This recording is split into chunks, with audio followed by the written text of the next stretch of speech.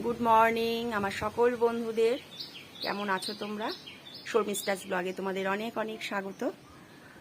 আর আমাদের এখানে এখন ওয়েদারটা বেশ ভালো, ঠান্ডা ঠান্ডা আছে। বৃষ্টি হবে নাকি কে জানে, আবার গরমও করছে, বেশ হাওয়া দিচ্ছে। আর দেখো আজকে জবা গাছটা, সাদা জবাটায় অনেকগুলো ফুল ফুটেছে। এই দেখো,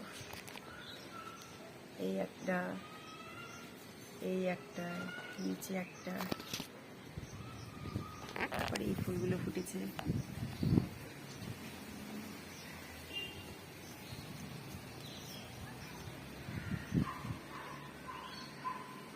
আর তোমাদের দাদা বেরিয়ে গেছে অফিসে। আর চা করেছি, আমার শাশুড়ি মা এসছে, এখন আমি আর আমার শাশুড়ি মা বসে চা খাবো। আমার মায়ের সঙ্গেও তোমরা দেখেছো, এখন আমার শাশুড়ি মায়ের সাথে। মা একটু হাই করে দাও। আর এই যে চা করেছি, এখন চাটা খেয়ে নিই, তারপর সকালে টিফিন করব। আজকে সকালের জল খাবারে বানাচ্ছি লুচি। অনেকদিন পরই হচ্ছে লুচিটা, এখন আর খাওয়াই হয় না এসব, কারণ মামুন মুনায়ও এইসব খেতে চায় না টিফিনে, কিন্তু করছি আজকে, ভাবলাম করি। আর শাশুড়ি মাও আছে, টিফিনে একটু করে নিই।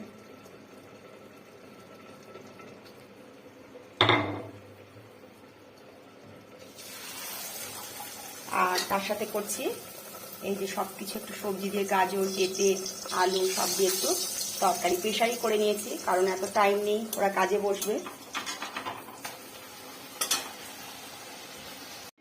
আর এই যে মেয়েদের টিফিনটা আগে দিয়ে নিয়ে ওরা কাজে বসবে। এ মামুন, এনে খাবারটা। আমার এই যে রান্নাঘর সমস্ত কিছু পরিষ্কার হয়ে গেছে।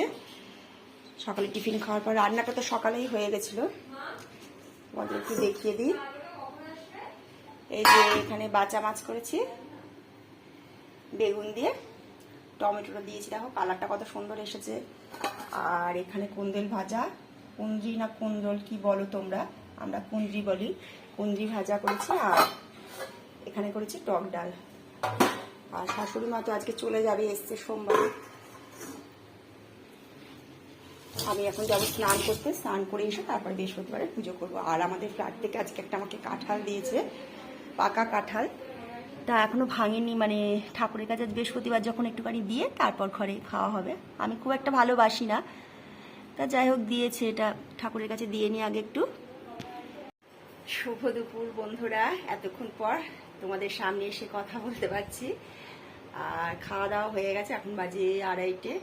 আর আমার শাশুড়ি মা এখন চলে বেরিয়ে যাবে, শান্তিপুর যাবে, শান্তিপুর ট্রেন ধরবে, কারণ এই টাইমটা একটু ফাঁকা পাওয়া যাবে, এখন তো অফিস টাইম না। খাওয়া দাওয়া হয়ে গেছে, এখন রেডি হচ্ছে, একটু নিচ অব্দি যাবো এগিয়ে দিতে।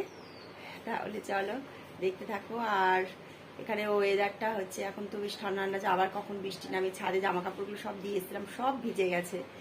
এই রোদ উঠছে, বর্ষা আর বৃষ্টি, আবার একটু পরেই আবার এক ইয়েতে বেশি সব ভিজিয়ে দিচ্ছে।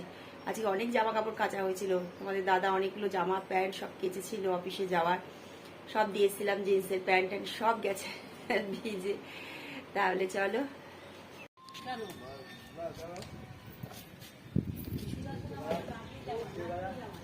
আর এখন শাশুড়ি মা চলে গেল, টোটো ধরিয়ে দিলাম। কেউ আসলে চলে গেলে ভালো লাগে না, ফাঁকা ফাঁকা লাগে।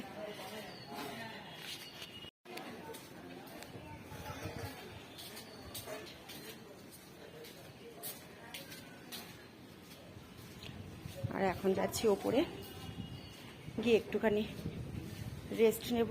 আজকে সকাল থেকে একটু সময় পাইনি, একভাবে কাজ করেছি।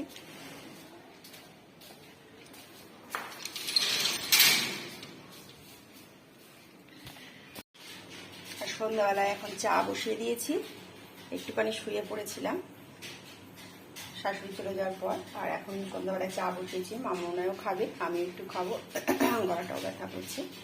চাটা করে নিয়ে আগে।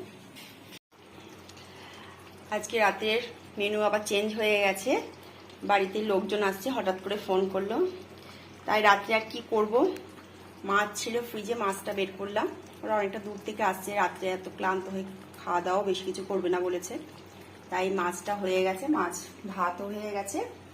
আর এখানে আরেকটু ডাল করলাম, আর একটু পটল ভাজা আর বেগুন ভাজা, এই হবে রাত্রে রান্না।